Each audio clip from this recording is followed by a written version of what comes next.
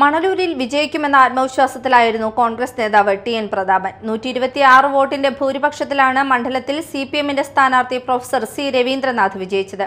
Postal വോട്ടുകൾ എണ്ണുന്നതിൽ ക്രമക്കേടുണ്ടായി എന്നാരോപിച്ചുകൊണ്ട് TN. Prathapan ഹൈക്കോടതിയെ സമീപിക്കാൻ ഒരുങ്ങുകയാണ്. ഏറെ വൈകി രാത്രി 7:30യോടെയായിരുന്നു മണലൂർ മണ്ഡലത്തിലെ പ്രഖ്യാപനം വന്നത്. ആദ്യ റൗണ്ടിൽ ടി.എൻ. പ്രതാപന് 3689 വോട്ടുകളായിരുന്നു ലഭിച്ചിരുന്നത്.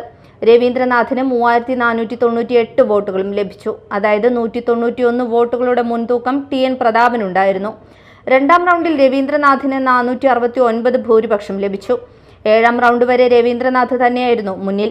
8ാം റൗണ്ട് വോട്ടെണ്ണി കഴിഞ്ഞപ്പോഴേക്കും 1364 വോട്ടിന്റെ ഭൂരിപക്ഷത്തോടെ ടി.എൻ. പ്രതാപൻ കത്തിക്കയറുന്ന കാഴ്ചയാണ് കണ്ടത്.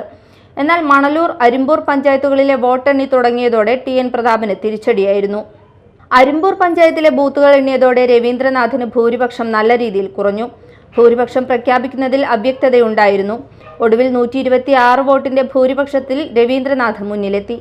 ഇതോടെ ടി.എൻ. പ്രതാപൻ കൗണ്ടിംഗ് സ്റ്റേഷനിലെത്തി 5 വിവിപാറ്റ് മെഷീനുകൾ വീണ്ടും എണ്ണാൻ ആവശ്യപ്പെടുകയായിരുന്നു.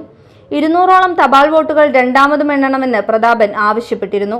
എന്നാൽ ഈ പരിശോധനയിൽ പ്രതാപൻ അനുകൂലമായ ഒന്നും തന്നെ ഉണ്ടായില്ല.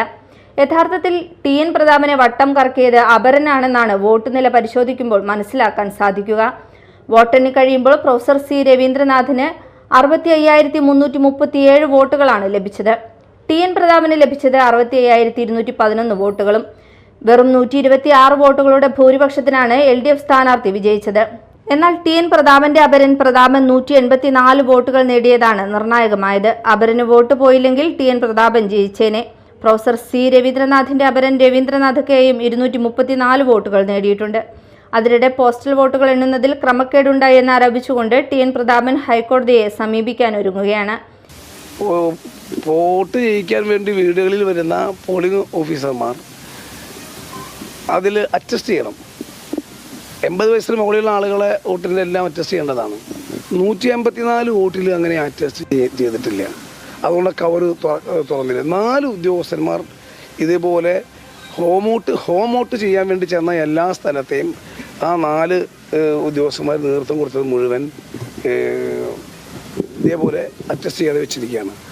അത് പൂർണ്ണമായും UDFൻ്റെ വോട്ടുകളാണ്. 184 വോട്ട് ഉണ്ട്. കൗണ്ട് ചെയ്യുന്നത് ഞങ്ങൾ ആവശ്യപ്പെട്ടു. ഉദ്യോഗസ്ഥന്മാരാണ് അതിന് ഉത്തരവാദികൾ. 126 വോട്ടിനാണ് മണലൂരിൽ LDF ജയിക്കുന്നത്.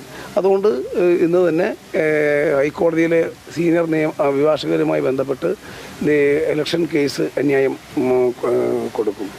Media time, Thrissur.